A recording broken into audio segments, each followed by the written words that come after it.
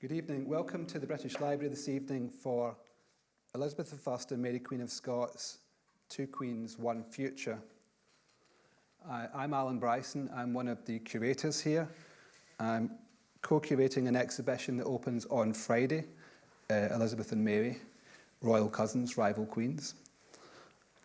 It's on until the 20th of February next year, and it looks at Elizabeth and Mary, gives them both equal weight, uses original documents from the two queens to try and tell the story in their own words and on their own terms. Since the lockdown, we've been presenting a wide range of events digitally on our bespoke online platforms, and we've welcomed audiences from across the country and around the world. We would like to extend a very special welcome to those of you who are joining us online.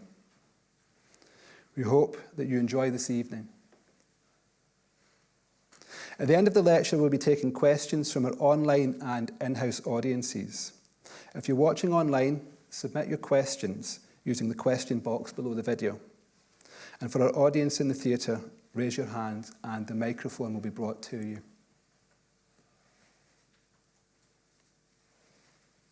If you're watching online, you can use the menu above to provide us with feedback on the event and also to donate to the British Library and to get a copy of the exhibition catalogue, which is on sale from Friday. I've got some housekeeping points for you. For our live audience, please turn off your mobile phones or put them to silent. We're not expecting any fire alarms this evening as tests, so if you do hear a fire alarm, please follow the emergency exit signs. We're pleased to welcome Professor John Guy this evening. In his lecture, he delves into the tense, complex relationship between the two queens, Mary Queen of Scots and Elizabeth I. John is an eminent and award-winning historian and biographer. A Fellow of Clare College, Cambridge, he has written both academic and popular books on subjects ranging from the public career of Sir Thomas More and Tudor England to My Heart Is My Own, The Life of Mary Queen of Scots, which won the Whitbread Biography and the Marsh Biography Awards, and most recently, Gresham's Law.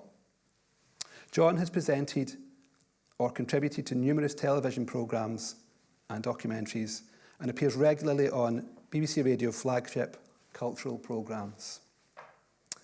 The 2018 film Mary Queen of Scots, starring Saoirse Ronan and Margot Robbie, was adapted from his 2004 biography. John's books are on sale outside and he's happy to sign books for anybody. I am biased. John was my PhD supervisor. So I have to say nice things. I would anyway, though, don't worry, John. So please join me in welcoming John to the British Library this evening. Thank you very much, John.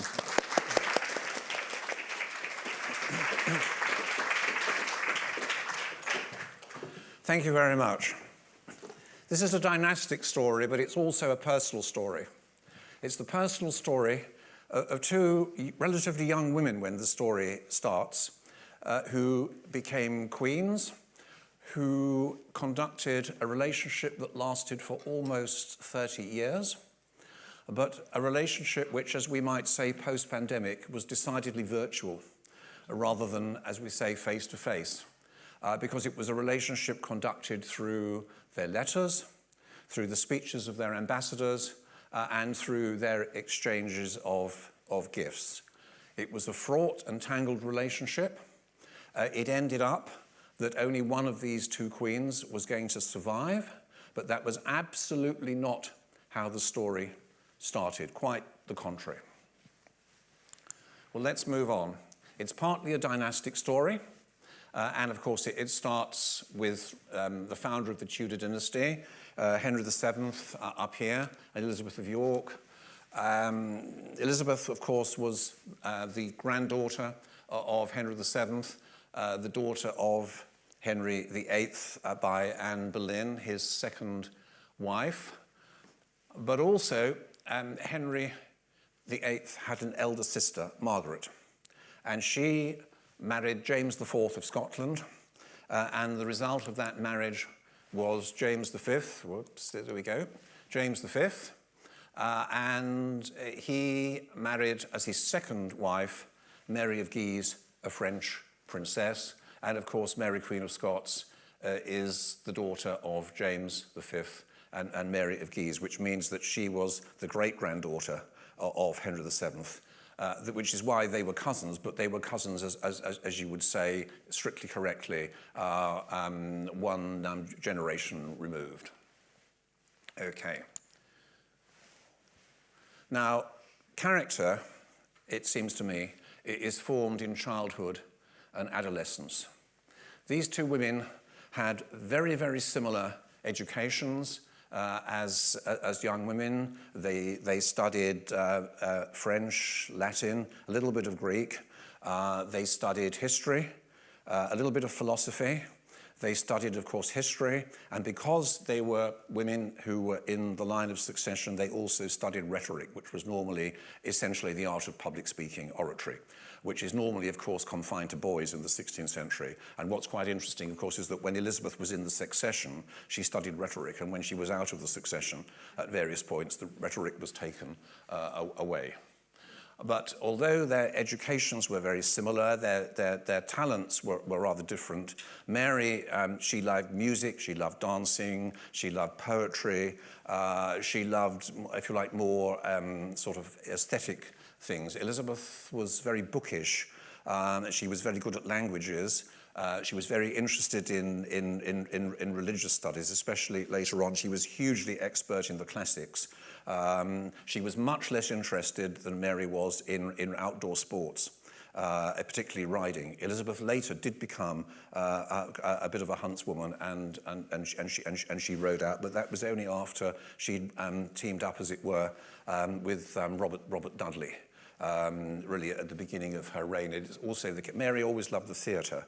And the masks and all of that, and she read George Buchanan, the great classical and expert in poetry, who was one of the great humanists of the 16th century, and of course he had read Livy with Mary when she returned to Scotland. But the great thing about Mary was that essentially she was a natural where the outdoors were concerned, where Elizabeth actually was an indoor person and rather bookish until she met Dudley. But where the real differences hit is that Mary was sent to France at the age of 4 3/4 because Scotland was in a state of political turbulence, mainly because of Henry VIII and Protector Somerset's invasions of Scotland. So she was sent for safety to France. And there she was brought up in luxury, in security, with kindness, and with deference.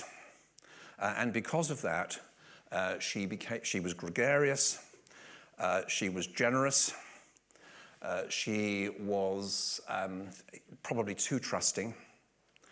She was somebody who had this enormous charisma. She looked great. She was about 6'1". She had this commanding presence, but she was one of those women of whom it was said that when she was talking to you, you were the only person that mattered at that moment. She had this commanding presence. She was always destined, once she'd gone to France, to marry the Dauphin, Francis, who was just over 1 year younger than she was. That happened. They were married in 1558. This is probably a marriage portrait. This is a sensationally good portrait, and it's in the exhibition. It's a huge privilege to see that at very close quarters.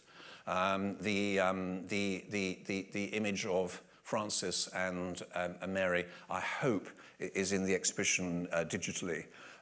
It was actually scheduled to be in the exhibition, but unfortunately the French needed it this year for an exhibition of their own, so the exhibition, of course, was meant to be in 2020 rather than 2021.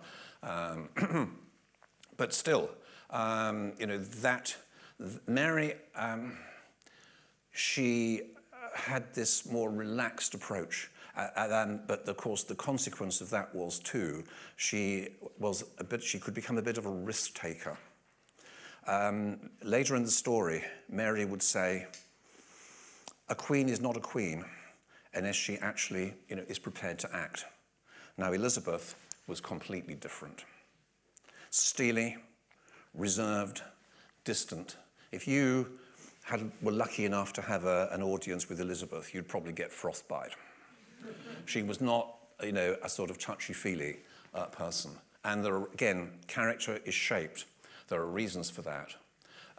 Her father executed her mother on charges of multiple adultery and incest. Of course, conjured up. Those were demonstrably false.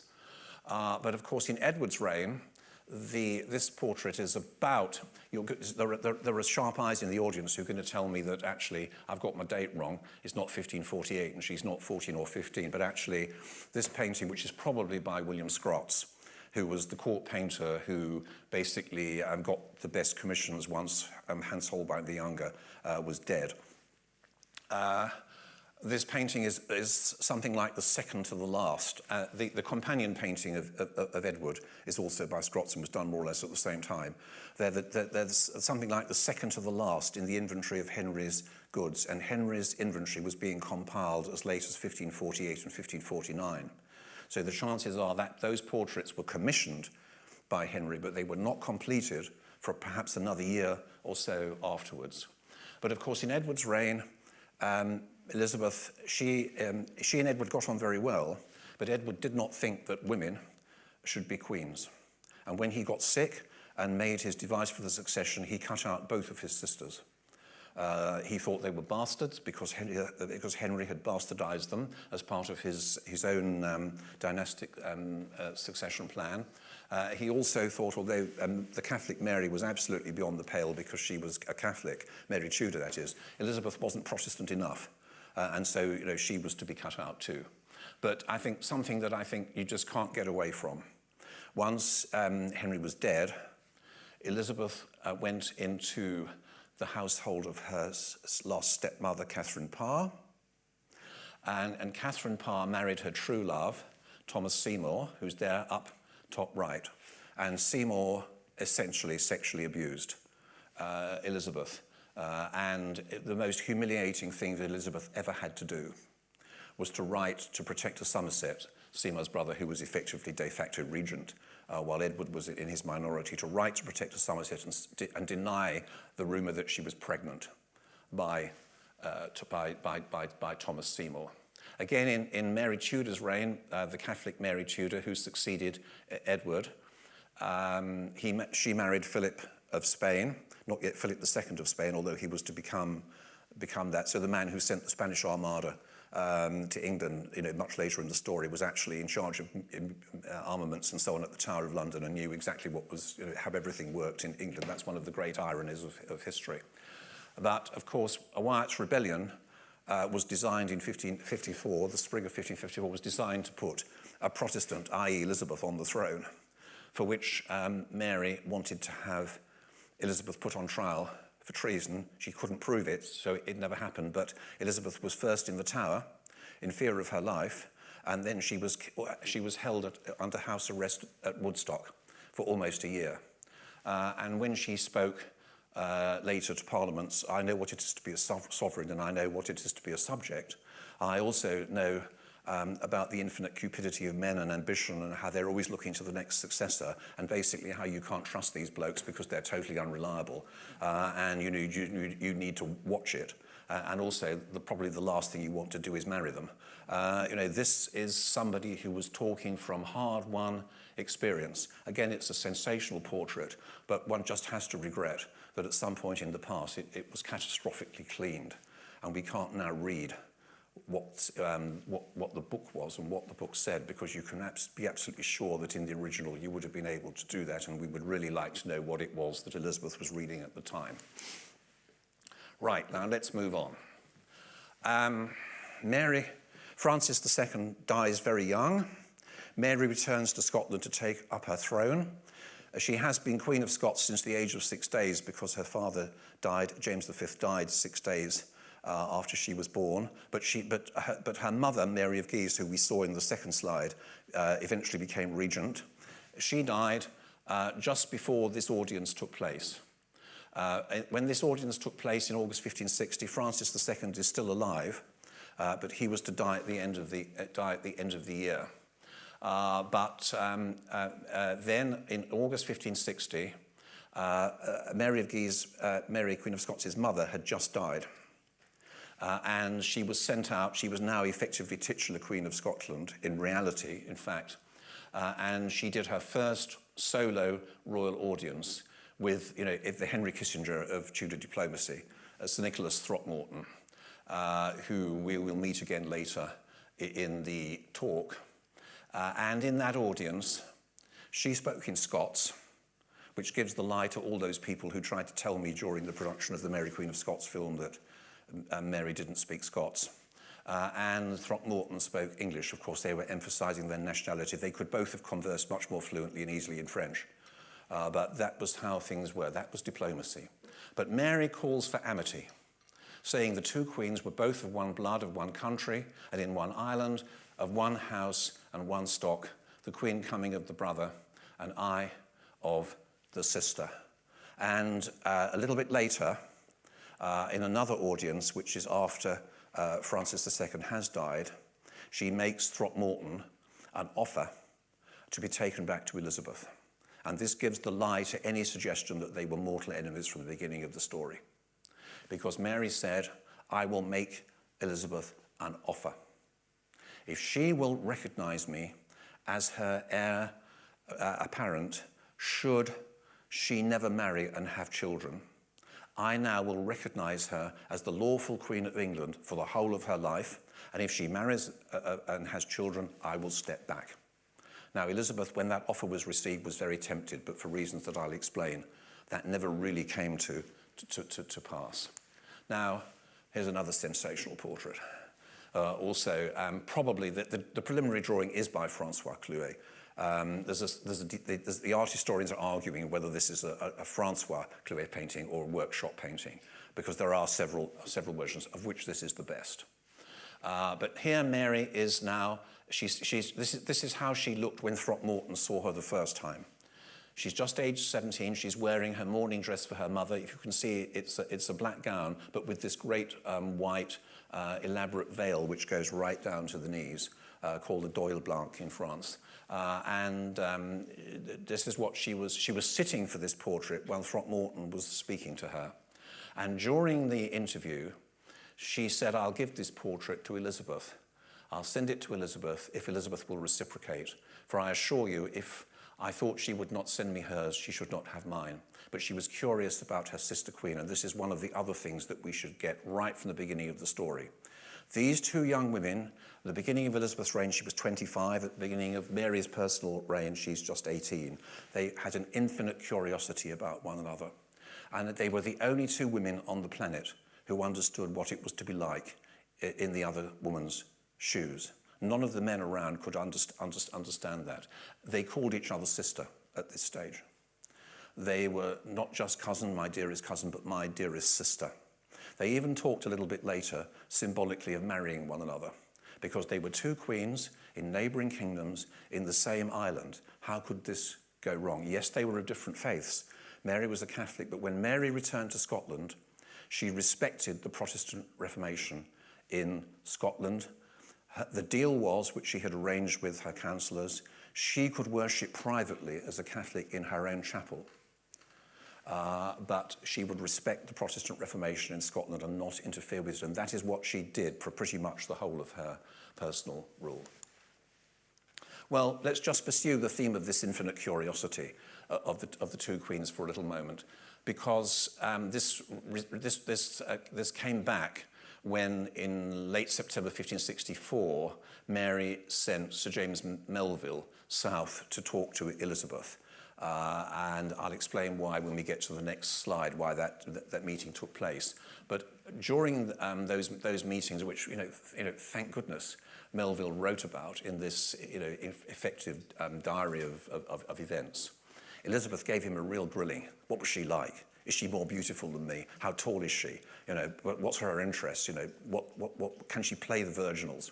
So Melville, he's put on the spot. He said, both queens, Your Majesty, are the fairest ladies of your court. Elizabeth was whiter, but our queen was very lusome, very lovely. And of course there he's fibbing through his teeth because Elizabeth, of course, was noticeably swarthy in her complexion, as was her mother, Anne Boleyn. And although her face was usually very white, that was the makeup. Whereas Mary had this absolutely amazing translucent skin, which was the envy, really, of everyone around her, because that was the fashion then. And on hearing that Mary was taller, because, as I say, Mary is about 6'1", Elizabeth is sort of about, we don't really know, but probably about sort of, you know, maybe 5'6", 5'7", something like that. Elizabeth retorted that she was over high. Elizabeth's arch, you know, she's not easy, while she herself was neither over high nor over low. And then, did she play the virginals? Well, Melville said she played the virginals reasonably for a queen. He's sort of backing a bit. He sort of senses what Elizabeth wants to hear. So Elizabeth frog-marks him later in the evening to a gallery where he just happens to stumble on her playing the virginals extremely, excellently well. I mean, that's the sort of, this was a guarded, if you like, virtual friendship. Inwardly wary, but outwardly, you know, very, very keen that these two women should. They both knew that, if I could be a little bit whimsical for a minute, they were both fully paid up members of the Women in Monarchs Trade Union with all these ghastly blokes around them, trying to tell them what to do. You know, for that reason, there was this genuine rapport. Now, what gets in the way? Well, first of all, we've got William Cecil, Elizabeth's chief minister. He's got definite ideas about Scotland, because this man, he is not just a Protestant, but he is, if you like, an ideological Protestant, and he is also absolutely determined that Scotland should end up as a satellite state of England. And so, with everything under Elizabeth's surveillance, and the Reformation, because it's one, if you like, it's one island in his view. And of course he remembers, he wrote a long disquisition on how Edward I had established feudal superiority over Scotland. So as early as August 1559, and that's astonishingly early, he wrote the equivalent of a film script for what was going to happen, you know, for the next sort of 10, 20 years. And that master plan for the future of Scotland, it says basically, Britain should be one monarchy, with Elizabeth and maybe Mary as a sort of satellite. But the crucial final clause, which is, again, in the exhibition, almost everything in these slides is in the exhibition. Finally, if the Queen shall be unwilling to this, and what this was that he said, well, Scotland should be ruled by a council of 24 Protestant nobles, who basically sort of cross-border liaise with Elizabeth. They should be the, if you like, the council of the effective council of regency, and Mary should just step back because she's a Catholic. And finally, if the Queen shall be unwilling to this, that's Mary, as is likely she will in respect of the greedy and tyrannous affection of France, then it is apparent that Almighty God is pleased to transfer from her the rule of that kingdom for the weal of it, for the good of it. Well, look, you know, if this guy talks to God and knows what God's going to do, who can stand in the way? And so what we're dealing with here, I mean, Cecil had a wonderful, later in William Camden, who wrote the Annals of Elizabeth, was really hard by the Cecils. You know, I mean, remember Churchill said, history will be kind to me because I intend to write it. And Cecil is doing very much the same sort of a trick. But he's determined that this is the guy who gets up every morning and says, I've got to basically box in the Queen of Scots, or I've got to kill the Queen of Scots. This is an obsession. He can't even call her Mary. Throughout his entire life, he calls her SQ, the Scottish Queen. He calls her by an acronym. And who else is around who's, if you like, a threat to Mary? John Knox, of course, the famous Protestant preacher, Calvinist, religious leader in Scotland. He had a number of spats, verbal spats with Mary during her personal rule. He writes this book called The First Blast of the Trumpet Against the Monstrous Regiment of Women, a title that leaves nothing to the imagination. And you can see how it begins. To promote a woman to bear rule, superiority, dominion or empire above any realm, nation or city is repugnant to nature, contumely to God, a thing most contrarious to his reviled will and approved ordinance. And finally, it is the subversion of good order, of all equity and justice. Knox had a very simple formula.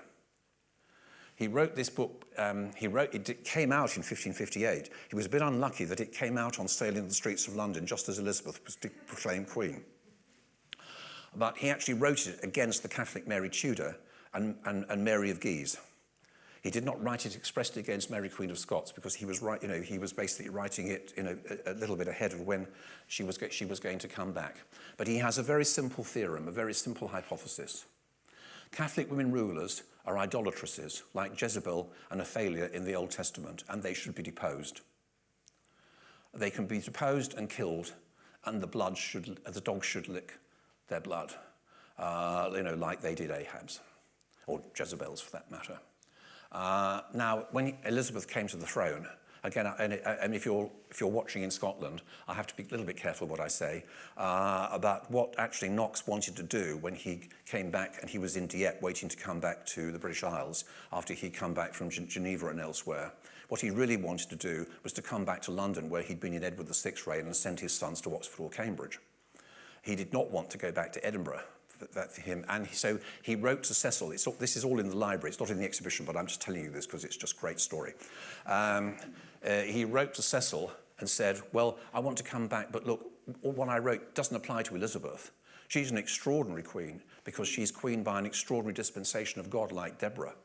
Well, this was shown to Elizabeth, and she said, the last thing I am is an extraordinary queen by a dispensation of God, because that means that I'm getting the throne on a religious ticket, not on the dynastic ticket. And if I get it on the religious ticket, the Protestant ticket, then the dynastic ticket is out there, and that's almost certainly going to be with Mary, because Mary, whatever else you thought about Mary, she was uncontestably legitimate. She had never been bastardized by anybody, by Act of Parliament or anything else. So he never did get back to London. But of course, Cecil took the other take. He believed that now that the Protestant Reformation had come in, religion should be a test of eligibility for the succession.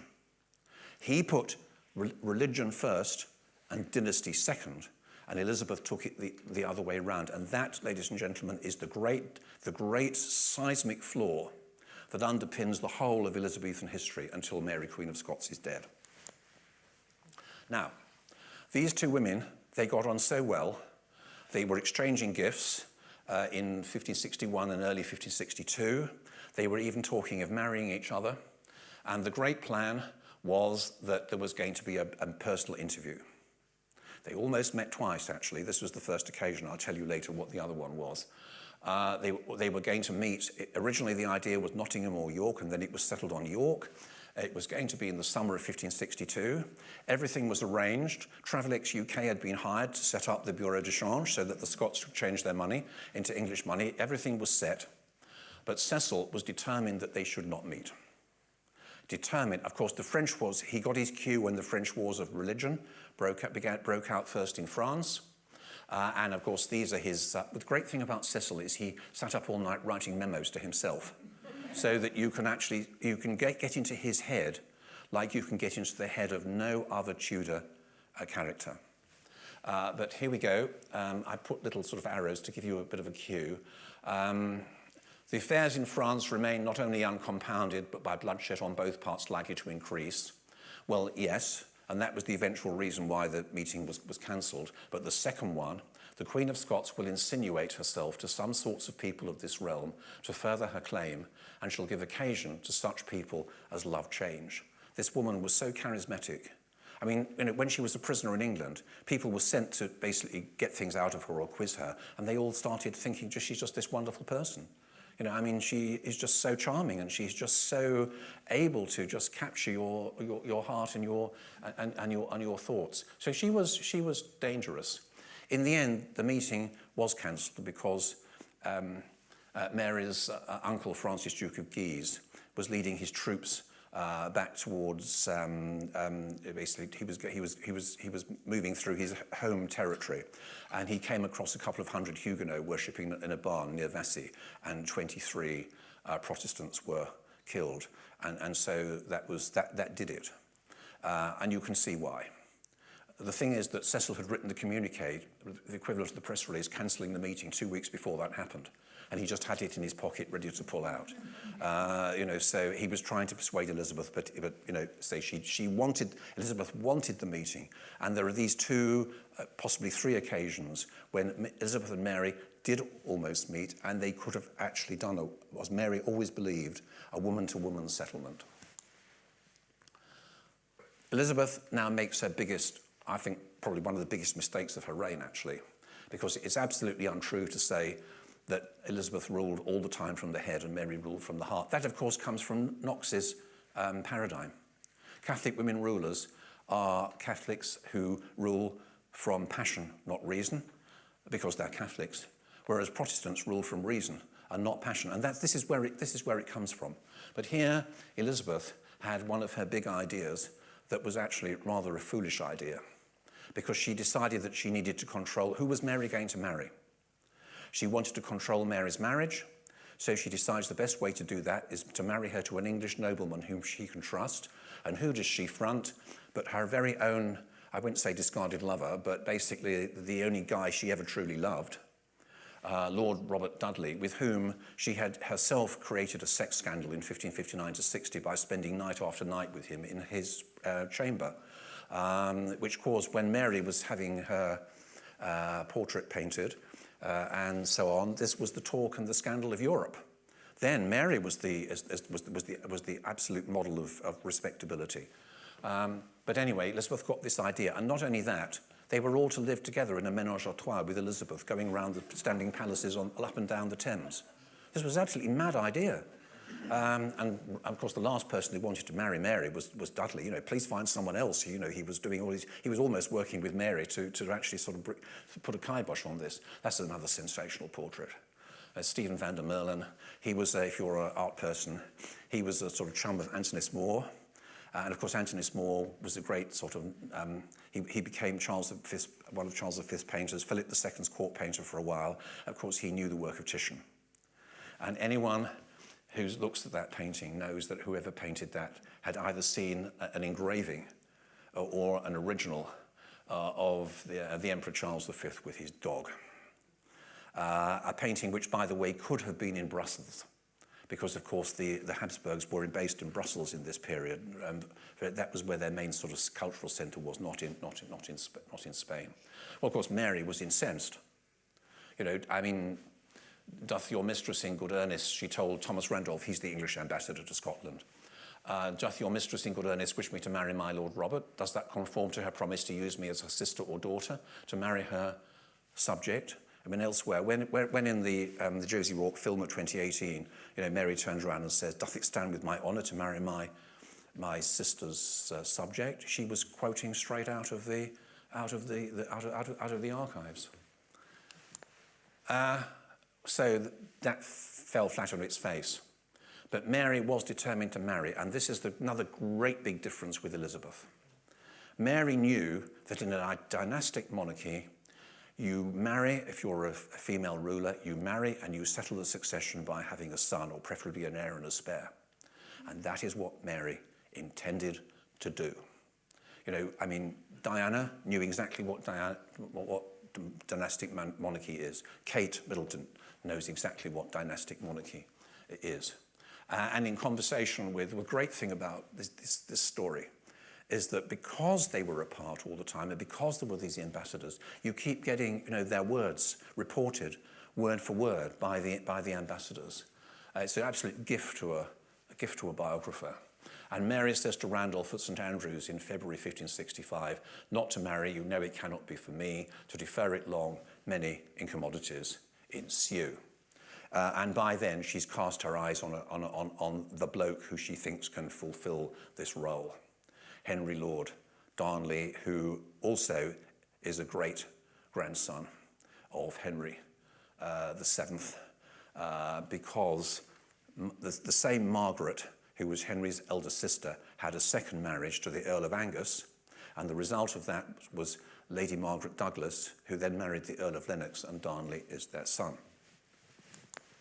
And here we are. They married in 1565. That was probably once upon a time a really good picture, but it's rather suffered from the ravages of time. But you know, I mean, it is a great thing. But of course, the thing about Mary, and this the thing about Darnley, and this is something I say to all my students in Cambridge. Darnley was one of those those people who, and for the students, they'll meet them. Maybe you've met some of them in the course of your lives and careers. He's one of those guys who knows how to behave for 6 months till the ring's on the finger, and then the trouble starts. And that was Darnley. And Mary married him, but when she married him, he demanded to be king, and she was to be pushed aside. And initially, she had thought, okay, I mean, Henry and Mary, King and Queen of Scotland, that sounds all right. And then when she discovered what it was going to be like, she pulled back. It was the worst, actually, because she'd moved a little bit too fast. You know, she pulled back. You know, see, Elizabeth was never like that. When Mary once said, if you wait for time to solve something, you know, that's not what a queen should be doing. Elizabeth always said, let time take its course. Do nothing, do nothing.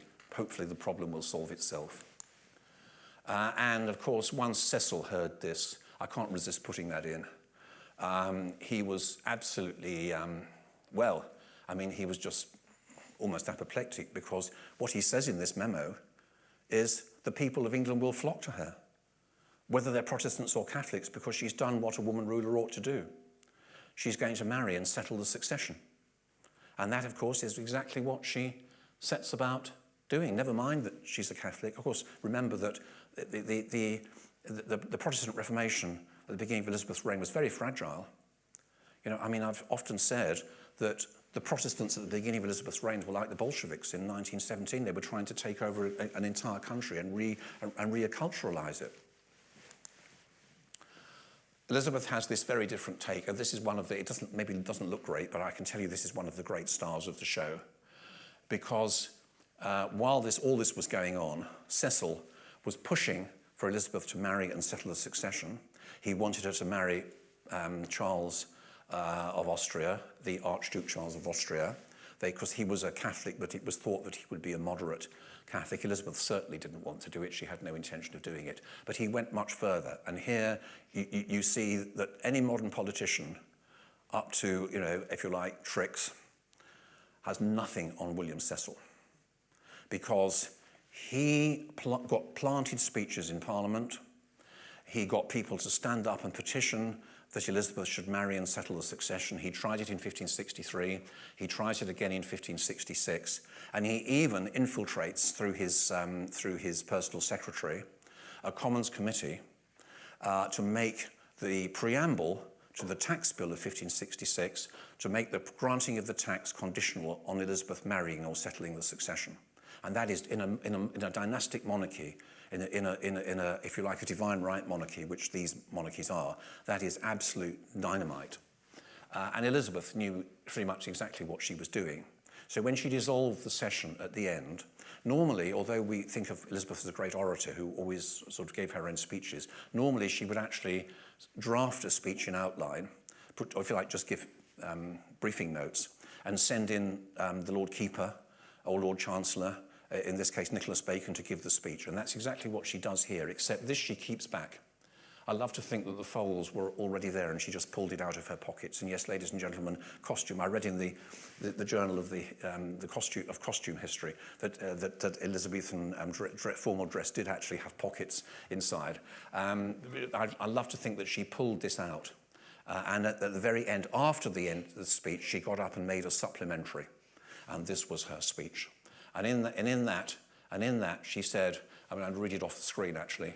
It would have been much better if if all of this activity had its original from a prince's consideration, not from the laboured orations out of such jangling subjects' mouths. And by these jangling subjects, she meant her own chief minister, William Cecil. She was absolutely livid. Not only had Cecil been trying to marry to the Archduke, he had a plan B. He had been basically, say, plotting. He had been researching the claim of Catherine Grey, Jane Grey's next sister, and the logical heir under Edward VI's device for the succession, and possibly also Henry VIII's will, behind Elizabeth's back, even sending Robert Beale, the man who later carried the execution warrant for Mary Queen of Scots to Fotheringay, around Europe, seeking opinions on the lawfulness of this, just as of course, as Cranmer had canvassed Henry's divorce in 1530 and 1531. Now, Mary does incredibly well for the first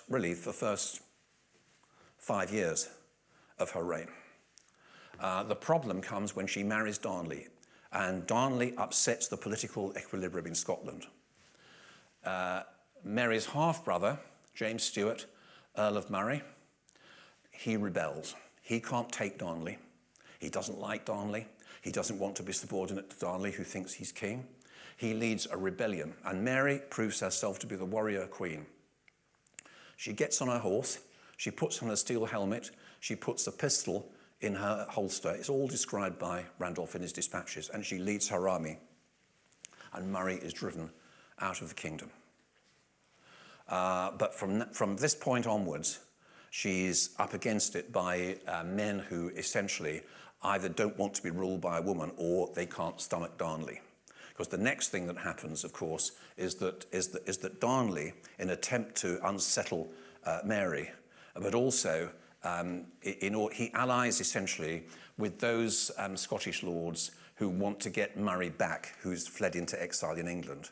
And the way they think they're going to do this is to kill David Rizzio, of whom they become jealous and jealous of his relationship, or I mean his if you like regular contact with Mary. I mean, there's nothing whatever in the story that Mary and Rizzio were having some sort of affair.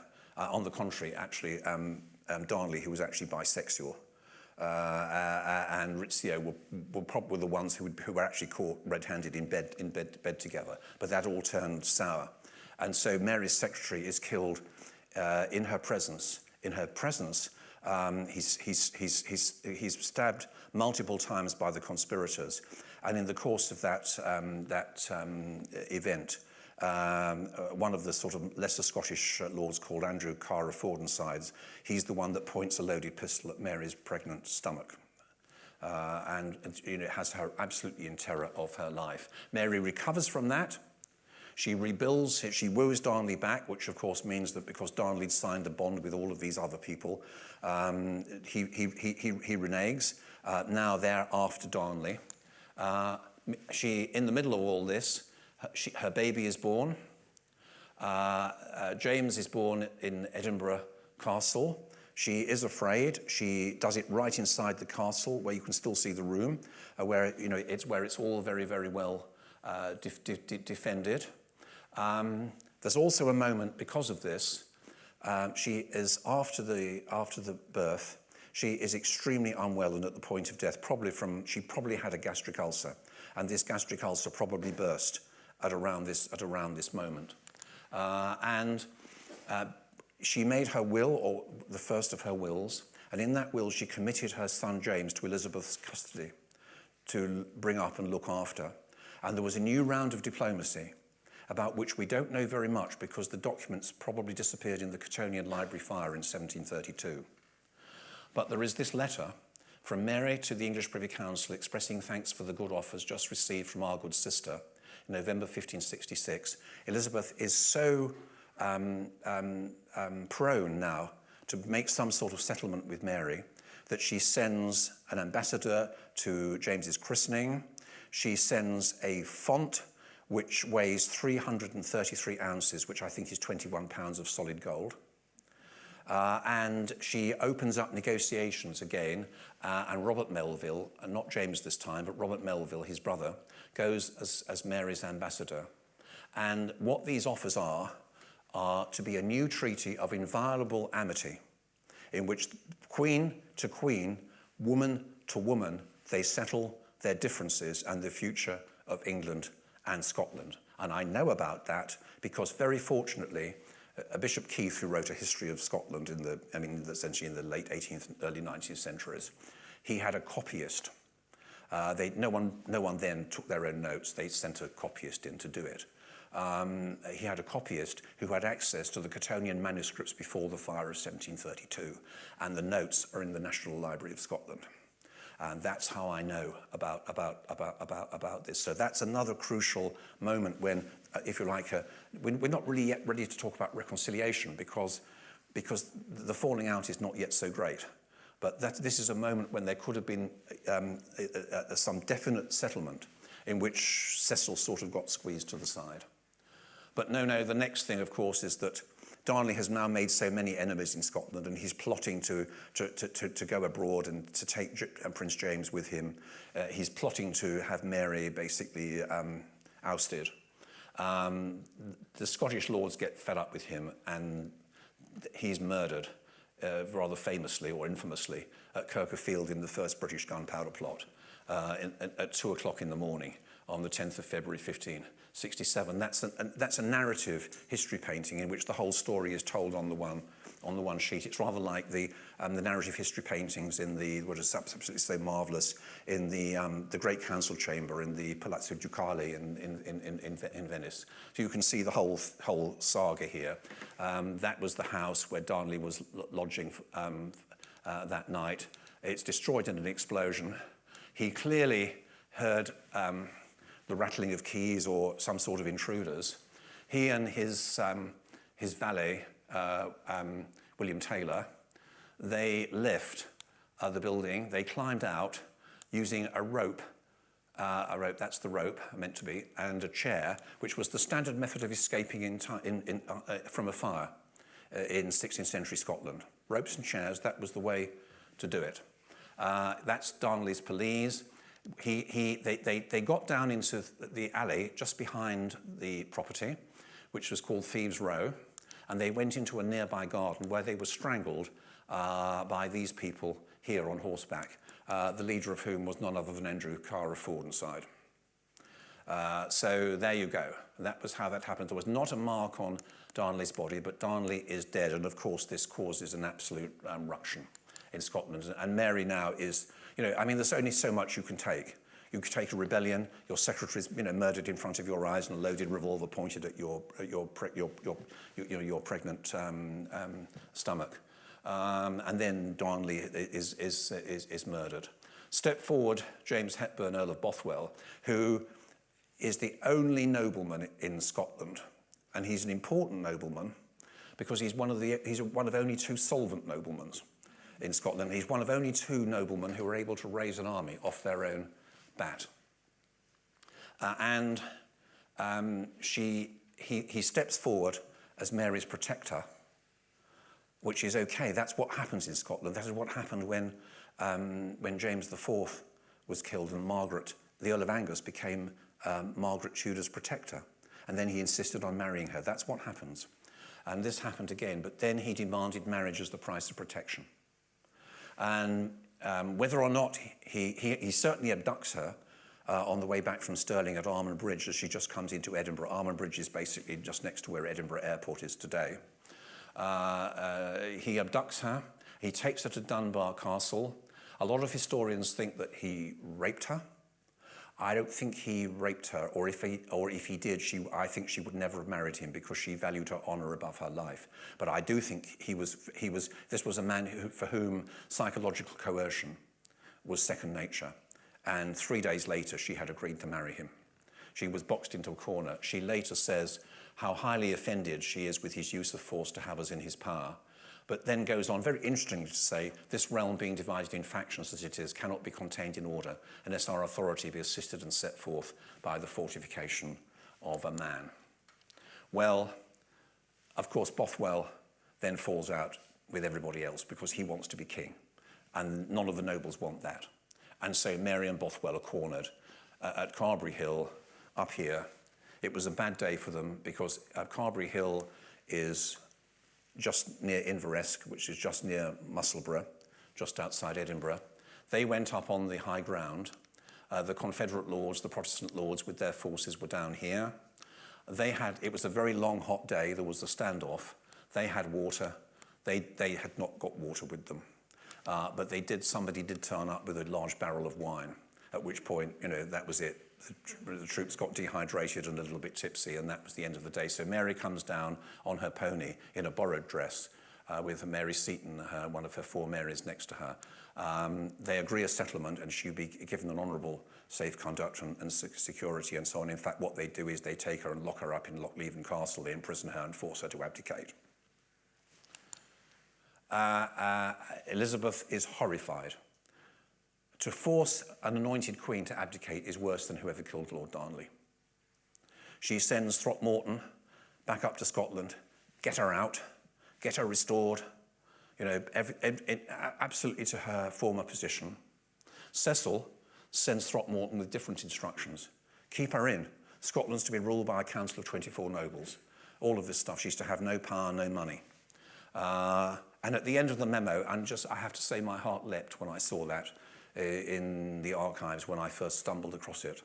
That document was not unknown, but nobody had got their heads around that. Athalia for Reg. Athalia interrempta per Joash regem. Athalia was assassinated so that Joash could be king. It comes from the 2nd book of Chronicles. Their Bible had 4 books of Kings. We have 2 books of Kings and 2 books of Chronicles. You look it up, it's spot on. And it's the very same quote that Knox used in the first blast of the trumpet. And of course now I can tell you that in Edward VI's reign, Knox and Cecil had been great chums. They were on the same wavelength. That's how you position Cecil in the order of things. Mary escapes from Langside. She escapes from Lochleven. She raises a force. She loses, thanks to very bad luck, at the Battle of Langside. She flees to England. She writes an appeal to Elizabeth. Her hope and expectation was that Elizabeth would come to meet her. Your very faithful and affectionate good sister and cousin and escaped prisoner. And Elizabeth seriously considers going. She's just about to make a decision, but Cecil's already got Mary locked up in Carlisle Castle. And then events take on their own momentum. Let's see if we can get the next one. Yeah. Mary's flight to England precipitated a crisis in England. Cecil writes the memo setting out the options. One is if you like, a conference into whether Mary should be restored to her throne. By a conference, they meant Elizabeth was to act as a so-called impartial umpire who would adjudicate between the rebel lords in Scotland and Mary and basically decide who was right. And by then, of course, Murray had discovered the so-called casket letters, the so-called incriminated letters that purportedly showed that Mary was having an affair with Bothwell while Darnley was alive and had connived in Darnley's murder. And this is too big a subject for tonight, but if you read my book, I was able to show that these letters, all of these letters are based on, if you like, parts of genuine originals by Mary, but with catastrophic interpolations or changes of date and place to make them look incriminating.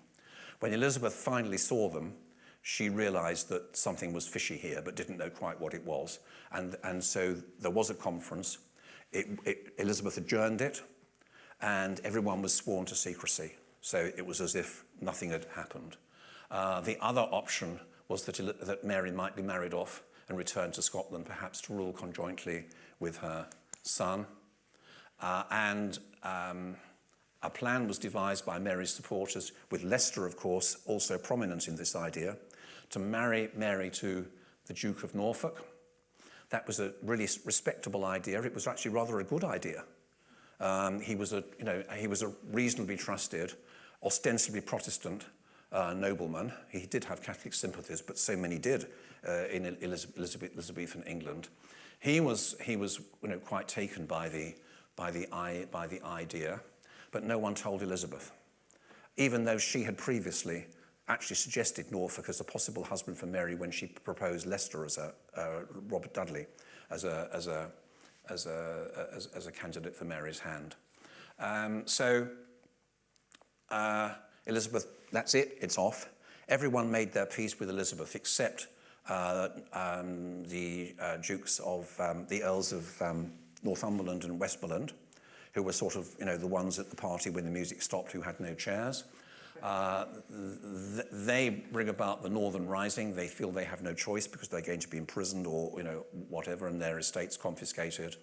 The Northern Rising, in turn, leads to this rather elaborate first plot of the reign involving Spain, the Pope, Mary's relatives in France. Mary has got some wind of it, but doesn't expressly connive it in so many words.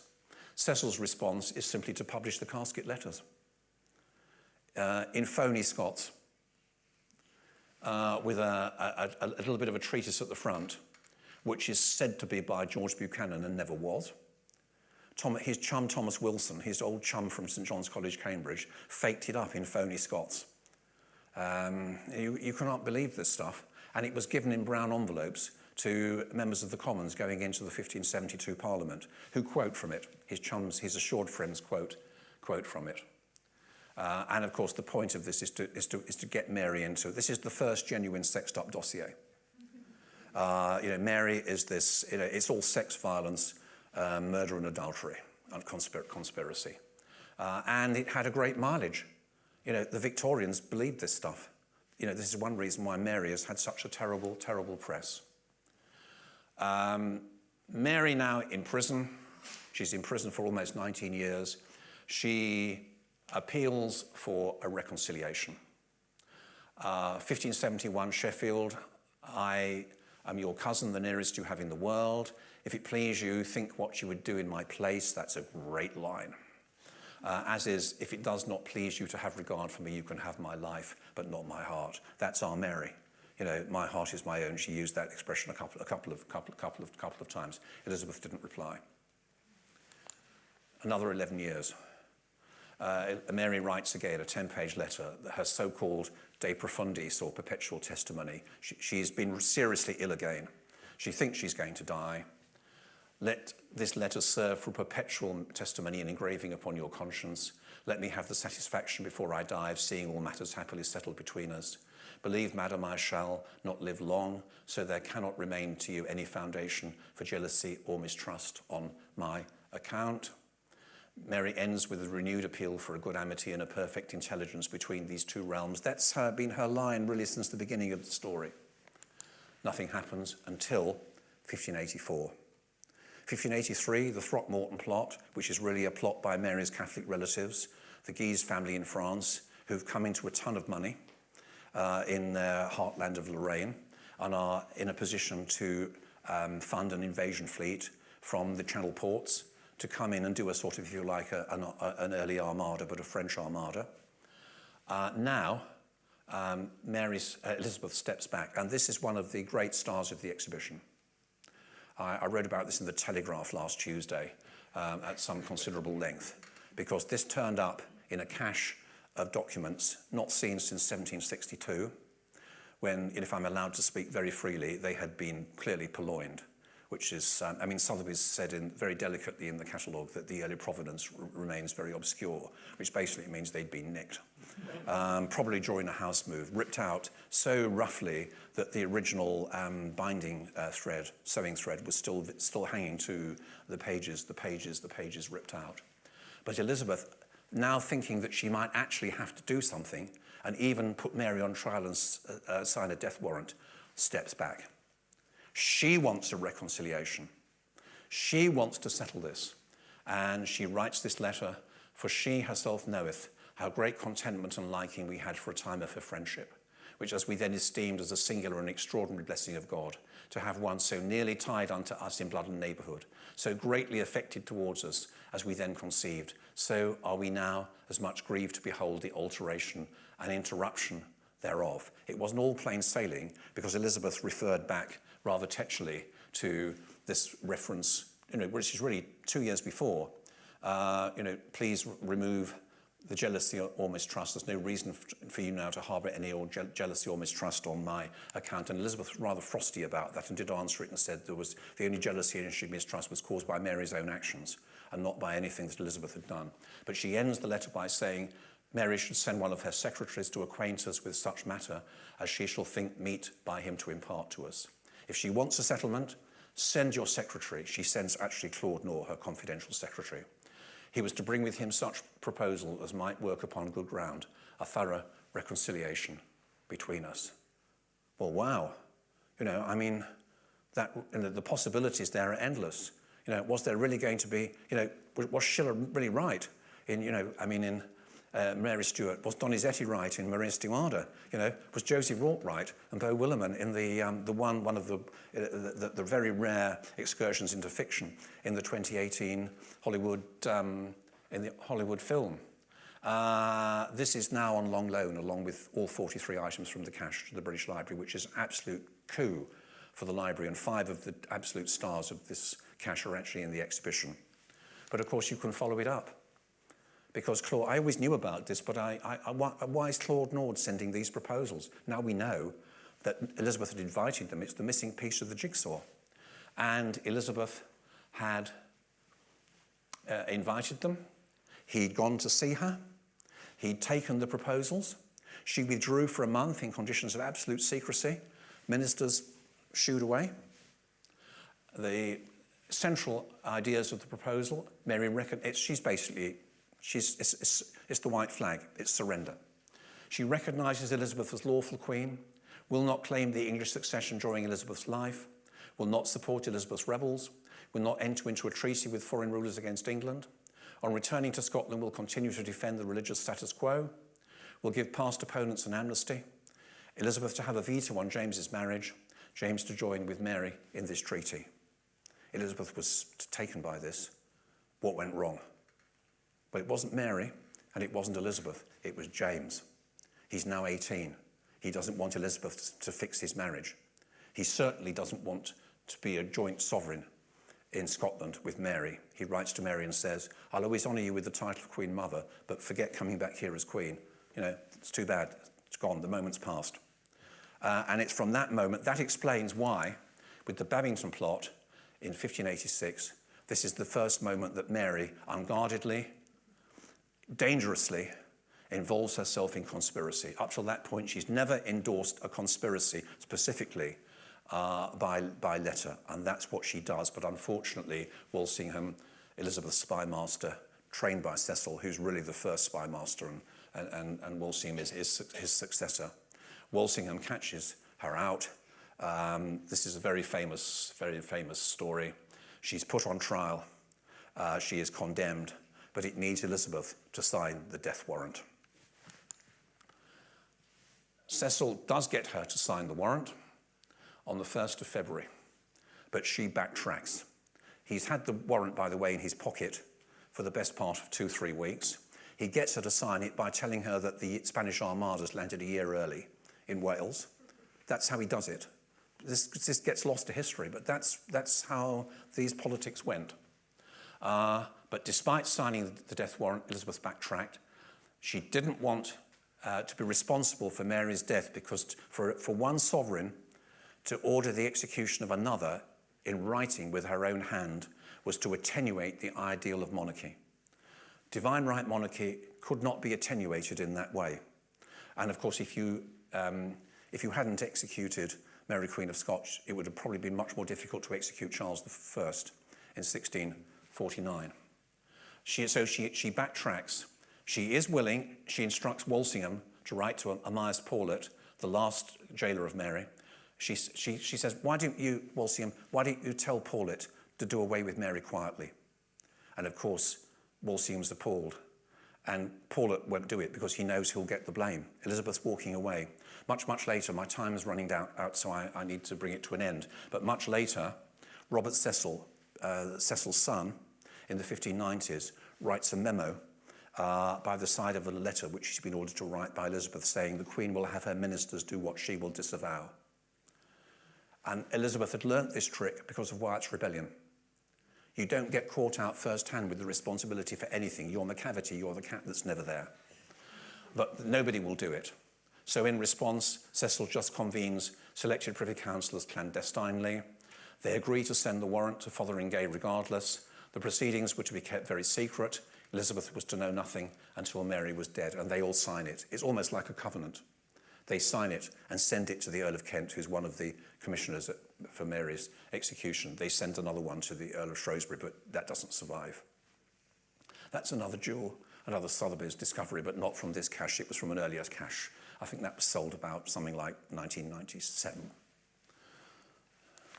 So there it happens. That's the end. And of course now Elizabeth sinks into a deep despair because she has done, or she is to be held accountable for the thing that she regards as regicide. Whatever Mary has done. It's her armada of the soul. There's a whole area of activity associated with the fallout, because in that fallout, Cecil gets his comeuppance for the very first time, and he knows that he will never cross Elizabeth again, and she never speaks to Walsingham again directly, and she won't even go to his funeral or acknowledge anything when Walsingham dies. But that's another story, and it's for another occasion. Thank you very much.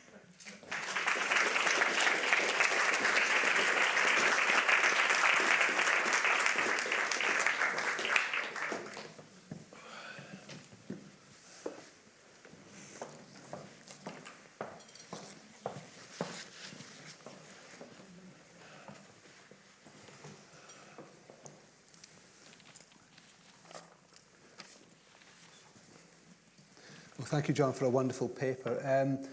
We've got about 10 minutes for questions. Does anyone in the audience have a question for John? You there, sir. Microphone will be brought down to you. And then, gentleman there. Yeah.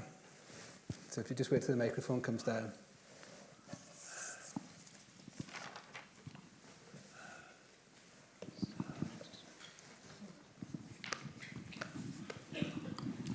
Professor Guy, first of all, thank you very much for a fascinating and entertaining as well as a very informative lecture. You mentioned that Elizabeth made one crucial mistake. Is there something on Mary's side as well, where you'd say she made one crucial mistake? Oh, absolutely. I mean, you could argue that her choice of husbands wasn't great. But in every case, you could see why she did it. At the time, they all seemed perfectly reasonable. And she never intended to marry Bothwell, of course. He pushed her into it. But her biggest mistake was to flee after Langside, because she had not lost support in Scotland. She had the misfortune to lose one battle, because her commander actually had the equivalent of a sort of minor stroke, just as it was beginning.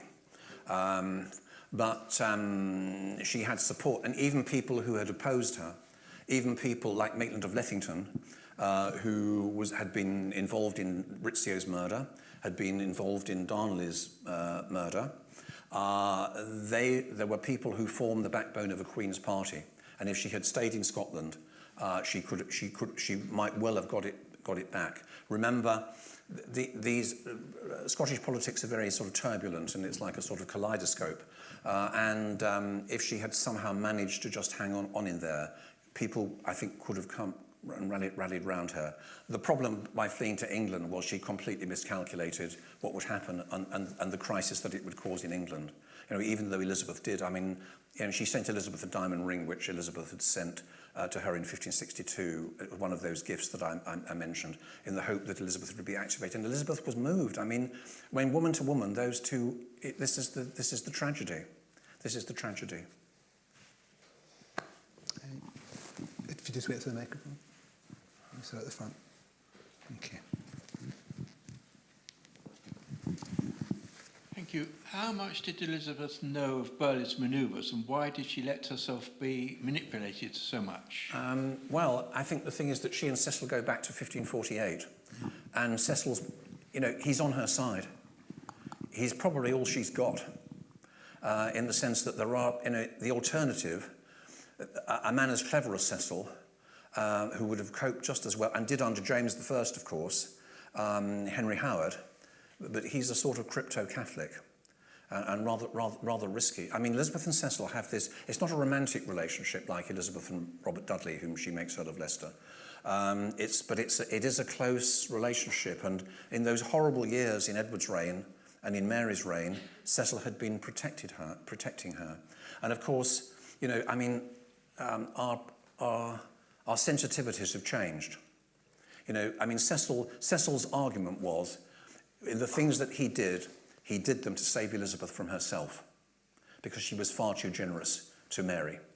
Just before the 1572 Parliament, it's in the British Library, he wrote a long memo setting out all the things that Elizabeth's done wrong since the beginning of reign. It's like she's done nothing wrong. She doesn't create enough Protestant nobles. She doesn't back the Protestant Reformation enough. She's too generous to Mary Queen of Scots. She needs to sort Mary Queen of Scots out. She's just incredibly dangerous. But, I mean, we now think it's absolutely insufferable for a man to say to a woman that, you know, he has to save her from herself. But of course, then I suppose the mores and the culture was sort of slightly different. But that was the attitude that he took. She sorted him out. Elizabeth sorted him out, though, after that warrant was sent. Boy, did he never cross her again. I mean, beginning much earlier, he'd said, to serve your majesty in anything that I cannot allow must be an unprofitable service. And he said that if I'm caught between Alpha and Omega, between God and the Queen, I know which way I'm going to jump. But later, after this experience that he had, which lasted 6 months, she really went for him. He said, basically, as advice to Robert Cecil, serve God by serving the Queen, because all other service is bondage to the devil. The lady here. Question?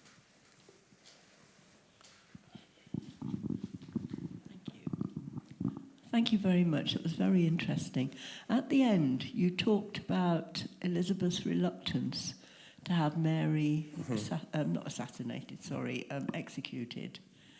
Could that have been influenced by her own feelings about her father's attitude to having lots of his wives executed, also probably illegally? Yeah, I mean, that's an interesting question. And I mean, sort of reading into what you might have gone on to say next, you could sort of have a supplementary.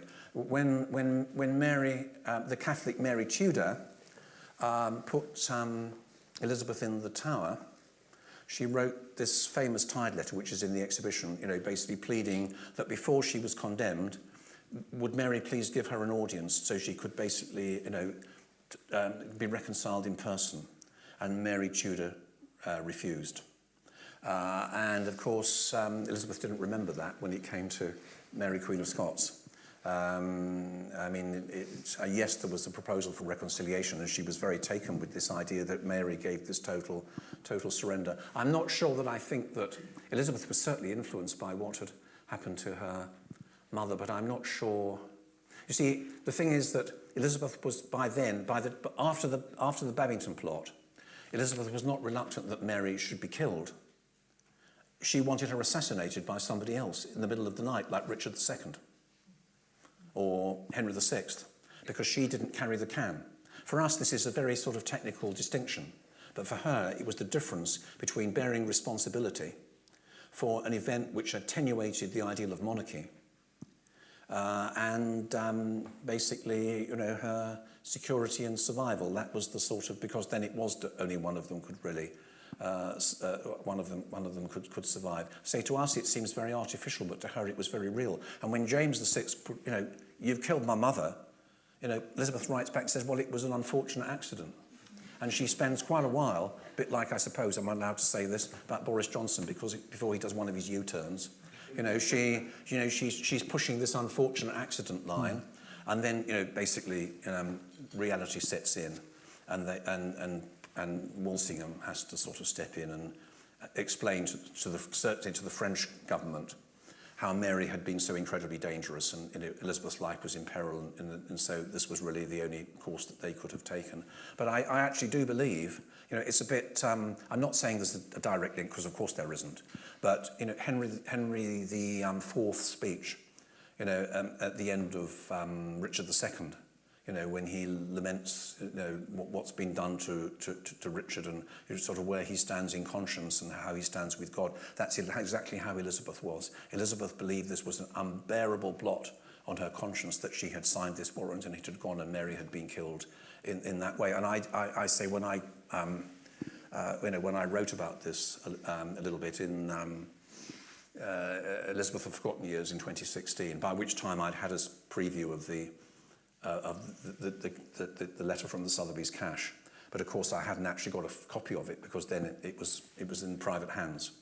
It's only been possible to get a photograph or an image of it, or to transcribe it, since the thing has come to the British Library on loan. But I say there that this was Elizabeth's Armada of the Soul, and I absolutely believe it was. Would you mind if I ask you a very brief, frivolous question? Earlier on, you talked about when Mary had her baby. Mm-hmm. I have read that in the French court, there were very strong rumours that that child was David Rizzio's son. And Yes. that now, when you look at him, pictures of him, he does look Italian, I have to say. Yeah, but the thing about this is that was what Darnley was telling the French. Yeah. Darnley was negotiating with the French and with the Catholic powers with a view basically to becoming, if Mary wouldn't sort of settle with him and make him king, to become King of Scotland in exile and take James with him as a sort of hostage. I mean, Darnley was absolutely incredibly dangerous. And if you're going to, I mean, somebody is going to ask me, was Mary involved in Darnley's death? No, I absolutely don't think that she was. I think she was absolutely stunned by what happened at Kirkerfield.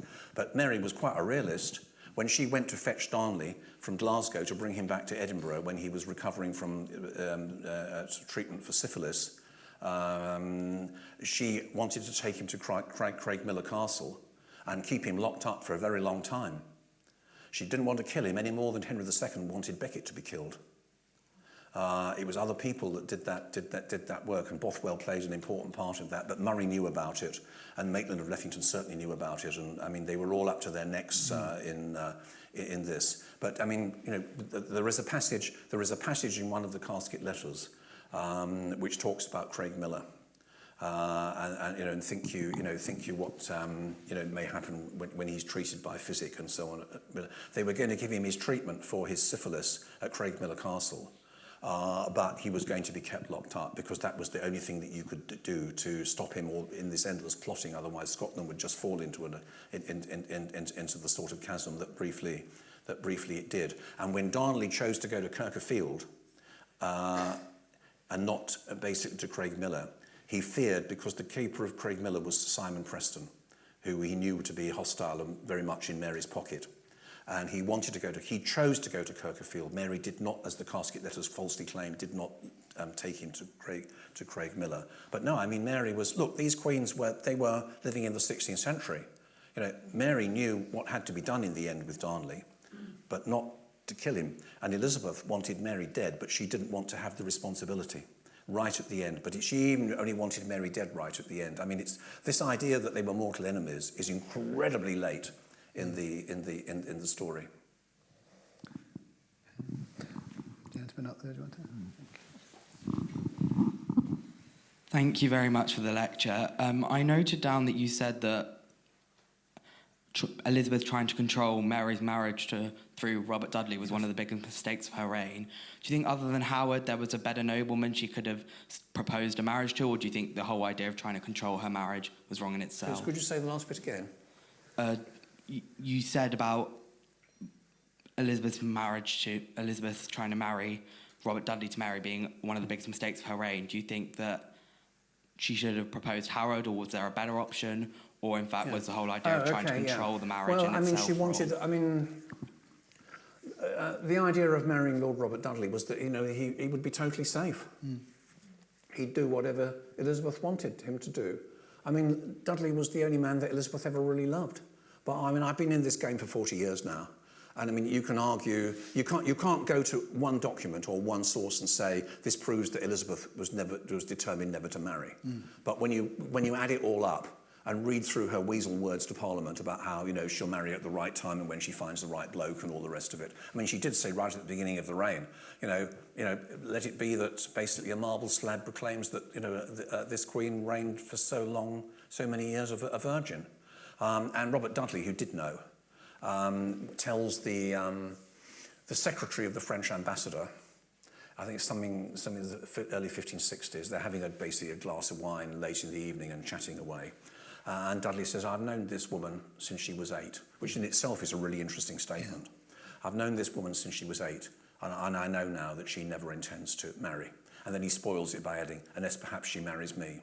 But we think, and I'm not the only one who thinks this, Simon Adams in Edinburgh, who's a very eminent Elizabethan historian, thinks exactly the same, that the last bit is really Dudley playing up his own importance with the French, just keeping that possibility open so he's seen as an important person. You see, I think really, and I mean, you learn one of the great things about this subject, or nearly all the subjects I've worked on, is that you can learn something new every day. And one of the things that I think I've learned as the years have gone by is that your adolescent experience is a really important part of shaping, who you are. And I really do think that what happened to Elizabeth with Thomas Seymour really messed her up in terms of how she could relate to men. And she says, when she's talking to Maitland of Lethington, who's the Scottish Cecil, Mary's Secretary of State, Maitland comes down to England during the East Anglian Progress of 1561 to basically reiterate Mary's offer to settle it all and recognise Elizabeth as Queen, and in return get the nomination as heir apparent.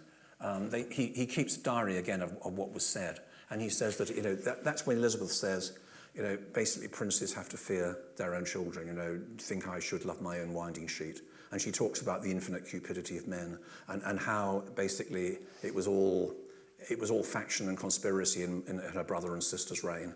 And if you name your successor in those circumstances, everybody's plotting to basically see who's the next one. And then if you're on the throne, they're still plotting to see who the next one is. And ladies and gentlemen, let me tell you, Robert Dudley, whom she makes Earl of Leicester, you do realise that right through Mary's captivity, he's sort of writing to her. And when she goes to Buxton, when she's at Sheffield and goes to Buxton to take the waters for her rheumatism in the summer, he nips up and has a little chat with her. He's keeping in with her. She might be the next one. Mm-hmm. She might be the next one. You never know. I mean, dynastic politics can go anywhere. Mm-hmm. Do we have any more questions for John? Lady up there. Thank you very much for your lecture. I was just wondering, when Elizabeth names James, Mary's son, as her successor, apart from it being perhaps a politically savvy decision to secure the succession, would you perhaps emotionally think that it's one final act of reconciliation between her and Mary Queen of Scots? Did you get that? Elizabeth names James her successor. Is that so? Well, Elizabeth names James her successor. Is that an act of reconciliation? Elizabeth named. Oh, did Elizabeth name James? Yes, as an act of reconciliation between the two queens. You need to read. Well, actually, you need to read. I mean, if you were to read My Elizabeth of Forgotten Years, I had absolutely spectacular find right at the very end, because I got hold of the French ambassador. I think his name was de Beaumont's dispatches at the time of Elizabeth's death, and he's absolutely emphatic about this. There is no way that Elizabeth, by word or gesture, named James as her successor. She couldn't stand James for a whole variety of reasons, which I explain in that book. They were really, not least that he was politicking with the Catholic powers. I mean, he was seen as a credible successor by Catholic powers, and there was, his wife Anne of Denmark converted to Catholicism, and Elizabeth was very suspect about all of this. But actually, what de Beaumont says is that the story that she recognised James by this gesture was put about by Robert Cecil. And the man who became the Earl of Northampton, Henry Howard. This said Henry Howard something like 9 or 10 days after Elizabeth's death, and that was the first that anybody ever heard of it. And another thing, by way of, if you like, sort of oblique corroboration, when Robert Carey rode to James to tell him that Elizabeth was dead and gave him the ring and so on, and got him up at night and then told him this news. Well, we don't have a report of what exactly he said, but James, very conveniently for us, tells us exactly the next day what he said by reporting it to somebody else, and he does not mention that Elizabeth had recognised him by word or gesture. This is all part of the if you like, the making of the new regime under James, where Robert Cecil and Henry Howard become absolutely the central pillars of the sort of first 10 years of James's reign and are getting in with James. And of course also they need to preserve a bit of harmony and stability, because James doesn't just go to Edinburgh Airport and get on the first plane down to Heathrow. He wanders sort of, enjoying himself through his kingdom for something like, 10 days, 2 weeks, Quite a while, coming down to London. And this is regime change. This could be very dangerous. And there are plots. So, there are possibly reasons why they did it, most of them totally self-interested. I don't think the men in this story come out terribly well, actually, at any point. Time's getting on, but is there one last question for John, or should we... Lady at the back in black, a very quick question, and then... Sorry. Hi, thank you. That was fantastic. When you're talking about the recent Sotheby's finds that have come up and have completely added, new light to this narrative, are there any other papers or documents that might be out there, you might have heard of them through other sources, that you think could really add more to the narrative, or do you think there would be some out there that would change everything? Do you know of any other documents that have come to light that would add to this story? Recent documents, recent finds? Add to the story? Yeah. Oh, yeah. Or things that even haven't been found as well. Who knows what's going to turn up? I predicted that Elizabeth had to have written a letter like the one that's turned up. Lisa Jardine once did the same thing with one of her subjects. I knew somewhere that there was going to be... Psychologically, it has to be there. I have to say that saying that psychologically it has to be there is the sort of thing that some historians don't like to hear other historians talking about, because it shows that I've sort of gone over to writing biography rather than what some of them would call sort of proper history. But of course, look, this is the great period, particularly the sort of post-1550 part of the 16th century, when the archives absolutely explode. Absolutely explode. And you can't... you probably can't read it all, can you? Not all of it. No. If you worked through the state papers of Henry VIII and came here and worked through the relevant Cotton manuscripts, you could probably read the lot in about 20 years. I doubt that you could read the papers, even for this subject, not all of them in every detail, in a lifetime. Well, that's in a career lifetime. And look, I thought I'd slog my guts out writing this Mary book, and yet I overlooked the More proposals, because I didn't know where they'd come from. Oh, just one more lot of proposals. What are they for? It's when you get that missing piece of the jigsaw. So that's what you want. But who knows what could turn up? That's what's great about, and that's why, if we sort of end this on the exhibition. What's great about this exhibition? Got 150 exhibits. The catalogue is absolutely fabulous. But what it is it's a new beginning. It's not, if you like, the culmination of what's happened. This is now to see these papers put together in this way, in which these two queens are seen on their own terms and are judged on their own terms, and without, if you like, gender bias or the misogyny of male Victorian historians, or all this propaganda put out by Cecil and his chums, which we've now learned to see through with all the extent of cross-border collusion. This is a new beginning, and for anybody who's just getting started doing a PhD or whatever, there is still a whole lot of wealth of material here to really get your teeth into. Yeah, there's an embarrassment of riches for the 16th century. It's an embarrassment of riches. So he knows, because he suffered when I was his supervisor. I was very, very thoroughly trained by John.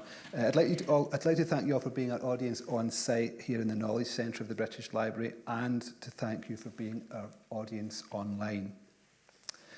We've got an exciting range of programmes and events coming up this autumn, especially linked to the exhibition, and we'd love to welcome you back for more lectures, conversations and performances. Please keep an eye out on our What's On page on the website and for more information, and you can watch past events on the British Library player. The very last thing I'd like to do is to thank John Guy for an informative and a wonderful talk on Elizabeth and Mary. So please join me in thanking John.